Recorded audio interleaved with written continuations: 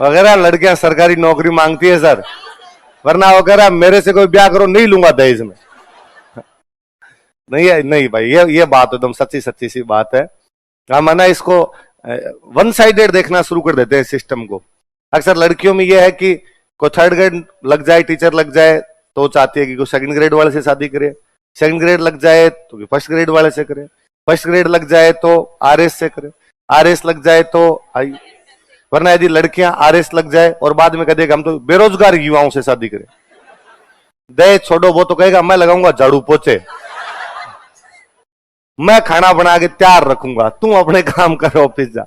पर हमने ट्रेंड वैसा ही सेट कर लिया, वैसा कर लिया तो चल ही रहा है। और ये भी कि भाई लड़के वाले मांगते हैं तो लड़कियां खुद भी तो घर में कहती है ये भी दो, ये भी दो, ये भी दो, ये भी दो। और मैं जब ये कहता हूं कि लड़कियां कहती है तब मना करती है लड़कियां, नहीं सर ऐसा लड़कियां नहीं कहती। तो मुझे कई बार लगता है कि मैं कोई दूसरे ग्रह से आ गया क्या? मेरे आसपास के समाज में, आसपास के घर परिवार में मैं भी तो देखता ही हूँ ये चीजें, और डिमांड होती है। और तो हमें पहले एक सर पढ़ाया करते, तो सर हमेशा एक एग्जाम्पल ही दिया करते कि उनके कोई एक दोस्त थे सर के, और वो डॉक्टर साहब लग गए। तो डॉक्टर साहब लग गए तो भाई रिश्ते उस टाइप के है, पैसे वालों के है सब। जैसे कोई नौकरी नहीं लगता है तो पैसे वाले लोग नजरें कटा के रखते हैं, कौन लगाया नौकरी, संभव पता लगाया जाए दूर दूर गांव में किसकी लगी है नौकरी, इसको पकड़ेंगे अपने। तो डॉक्टर साहब को पास रिश्ते अच्छे आए, अच्छे परिवार में सगाई हो गई डॉक्टर साहब की। तो डॉक्टर साहब के ससुर जी थे, उनके पास खूब सारे पैसे थे, और ससुर जी ने एक दिन फोन किया कि डॉक्टर साहब वो हम गाड़ी दे रहे थे, तो आप तो ये बता दो भाई कौन से कलर की चाहिए, आरजे नंबर कौन से चाहिए। अब तो क्या ये हो गया भाई आप गाड़ी कहीं से निकलवा लो, पर जहां पे रजिस्टर्ड करवाओगे वो आपको नंबर मिल जाएंगे। भले मैं गाड़ी यूपी से लेके आऊं पर मैं आरजे 14 ले सकता हूं। तो मैं रजिस्ट्रेशन कहां करवाया, जयपुर करवाया, तो आरजे 14। पहले ये था भाई जहां से निकलवाते हो वही नंबर है। अब मान लो मैं हूं बीकानेर का और मैंने आरजे 14 की ले ली, और मैं बीकानेर चलाऊंगा तो दिक्कत ही रहती है। फिर बीकानेर में हर कोई रोक लेता है, बाहर की गाड़ी है, लोकल की देख के तो रोकते नहीं भाई, लोकल का ही होगा, बाहर की देखते फटाफट वो रोक लेंगे। तो बंदा चाहता था कि यार मैं जहां का आरटीओ हो वहीं की निकलवा लूं अपनी गाड़ी। तो उन्होंने ससुर जी ने कहा भाई आप तो बता दो कहां से गाड़ी निकलवा के दे और कौन से कलर वगैरह की निकलवा के दे, कौन सी निकलवा के दे आप तो बता दो। डॉक्टर साहब ने कहा क्या बात करते हो, पर मैं दहेज का समर्थक ही नहीं, मैं दहेज लूंगा ही नहीं। तो उन्होंने कहा अरे दहेज कौन दे रहा है, मैं मेरी बच्ची को गिफ्ट दे रहा हूं, और मैं मेरी बच्ची को तो दे ही सकता हूं, और आपके घर वालों ने नहीं मांगा, न आपने डिमांड की, मैं मेरी मर्जी से दे रहा हूं, इसमें आप इतना वो यूं मत फील कीजिए। डॉक्टर साहब ने कहा नहीं नहीं, आप भले इसको कितनी चाशनी में लपेट लपेट के बोलो, पर ये मतलब तो इसका दहेज ही होता है, और ये मैं नहीं कर सकता, मैं पढ़ा लिखा आदमी हूं, फिर मतलब क्या हुआ इस बात का। ससुर जी ने वापस कहा अरे यार आप फालतू में ऑफेंड हो रहे हो इस बात पे, मैं कह रहा हूं मैं दे रहा हूं, आप तो केवल ये दो चीजें तो पूछिए, वरना मैं यूं ही दे दूंगा बिना पूछे आपसे। डॉक्टर साहब ने कहा अब तो मैं आपको और कहता हूं कि नहीं देनी, पर ये बहुत गलत तरीका है ऐसे। तो उन्होंने फाइनली बाद में कहा ठीक है जैसा आप चाहो। शाम को उस लड़के ने डॉक्टर साहब को फोन किया कि मंगते तेरी तनख्वाह से पूरी जिंदगी गाड़ी नहीं आएगी, इसलिए पापा दे रहे, मना क्यों किया था दिन में, और वापस फोन कर और पापा को गाड़ी चाहिए। और सुन पापा 10-1 लाख की दे रहे थे, इनके पास रुपए ज्यादा है, 20 वाली मांग।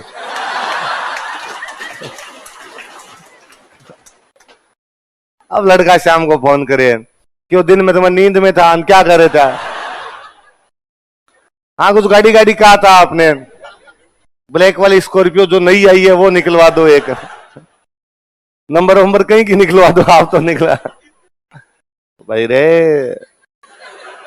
है ना। ये हिंदी के लेख थोड़ी लिखने हैं कि महिलाओं की स्थिति समाज में बहुत खराब होती जा रही है, दहेज में पिसती नारियां सिसकार रही है, सच्चाइयां बहुत अलग है भाई साहब, है ना। और मैं तो हमेशा कहता और हूं कि लड़कों सब अपनी बहनों को खूब भर भर के दहेज देना है, कोई भी दहेज में कमी नहीं रखनी है, क्योंकि ये जो आप दहेज दे रहे हो ये वास्तव में उसकी प्रॉपर्टी का हिस्सा है।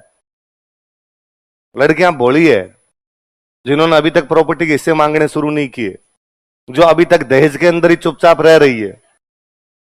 भाई मैं मान लो मेरे पापा के पास में और 20 बीघा जमीन हो, मान लो हम 3 बहन भाई होगी, 2 भाई है 1 बहन है, तब नॉर्मली क्या करेंगे उस 20 बीघा का 10 बीघा मेरी और 10 बीघा मेरे भाई की, बहन को उसमें से कोई हिस्सा नहीं देंगे। होना ये चाहिए कि 7-7 बीघे हो, 6.5 जितनी भी पांती आती है हमारी वो होनी चाहिए। पर हम बहन को कहते हैं कि भाई देख जमीन तो तेरे को देंगे नहीं, जमीन तेरे को दे देंगे तो हम भूखे मर जाएंगे, तो इसके बदले में हम तेरे को गिफ्ट दे देंगे। इसके बदले तो क्या है? अरे रुक तो सुन ले, बात तो सुन तू।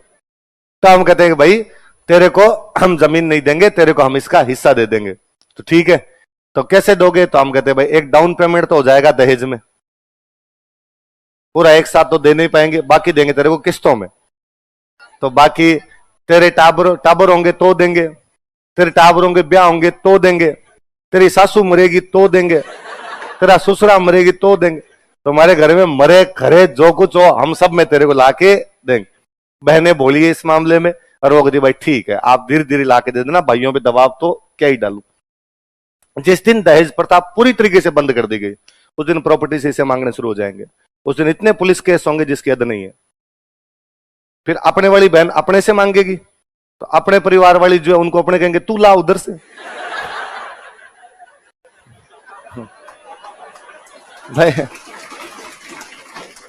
ले, जब तक चल रहा है चलाओ, भयंकर ढंग से चलाओ, इसको ढंग से चलाया जाए। तो लड़कों तुम तो अभी तक लड़कियां बोली है, इनको पता नहीं चला पूरी बात का, तो तुम तो इनको दिया करो। जमीन बेच बाच की बीघा 2 बीघा देनी पड़े लाए, तू ये वापस मत मांग लेना, आगे हमारे खाने के टोटे पड़ जाएंगे फालतू में। तो ये दहेज नहीं है भाई, ये उसका प्रॉपर्टी में क्या है, हिस्सा है उसका अपने आप में। चलो।